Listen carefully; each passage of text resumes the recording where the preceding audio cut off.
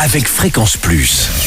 Surprenez votre famille et vos amis grâce au grand chef de Bourgogne-Franche-Comté. Cette semaine, je suis au Crozet dans le Doubs, toujours en compagnie du chef Philippe Bléry dans les cuisines du chalet Gilliard. Bonjour chef. Bonjour Charlie. Alors après le sanglier, après la truite, après le butternut, là c'est le filet de bœuf au mori. Alors c'est vrai que des vaches, il y en a quand même pas mal, mais bon c'est plutôt des vaches à fromage ici par ici. Ici oui, on a les vaches à compter. Ah il y en a quand même, parce que là... On est entouré de vaches. Voilà, parce qu'il faut situer quand même le Crozet, on est situé entre Mout à quelques kilomètres, oui. Et puis de l'autre côté Foncine-le-Haut, oui, on est limite Doux-Jura quoi. Chaudeneuve, où il y a le tremplin de ski. Que tout le monde connaît. Alors filet de bœuf au mori, un bon filet de bœuf. Un bon filet de bœuf, voilà. Que vous avez choisi là aussi chez votre boucher. Voilà, on fait des petits pavés, on le fait cuire, revenir dans une poêle avec un peu d'huile, un peu de beurre. Et puis après, selon la cuisson de comme on aime, saignant, à point. D'accord.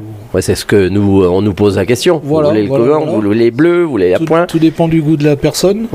Et puis notre petite sauce au mori, les morilles déjà on les fait, si on travaille avec des morilles séchées, je les fais tremper. De toute façon, il faut toujours travailler avec des morilles séchées. Voilà, c'est meilleur. Je crois que c'est en plus toxique si on a les autres. Crus comme ça. Ça a plus de goût la morille séchée. Donc il faut quand même les travailler avant de les cuisiner. Voilà, on les fait retremper pour qu'ils reprennent forme dans de l'eau un peu tiède. Et une fois qu'ils sont revenus comme il faut, on fait revenir un peu d'échalote dans une casserole. On met nos morilles avec un peu du jus de trempage. On laisse cuire un peu de vin blanc et on toujours notre crème. Ouais, c'est ça, c'est le même pot depuis le début de la semaine. Hein. Alors c'est un pot de 5 kilos. Voilà. Donc, parce que là on l'a utilisé tous les jours, c'est normal.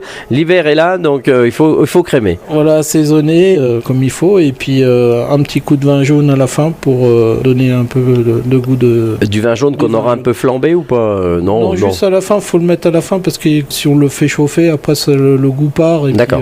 Donc c'est mieux de mettre vraiment la dernière minute. À la fin, ouais. Eh ben très bien, merci chef pour cette bonne recette là aussi d'hiver. Donc Philippe Bléry dans les cuisines du chalet Gilliard, c'est au Crozet dans le Doubs. Vous aussi, vous pouvez gagner un menu pour deux au chalet Gilliard. Vous envoyez par SMS le mot papille au 7 14 15, papille au 7 14 15. Alors bonne chance à tous. Et pour le prochain et dernier épisode, cette fois-ci on se retrouve avec le dessert et on partira sur une petite tarte tatin. Et d'ici là, chouchoutez vos papilles.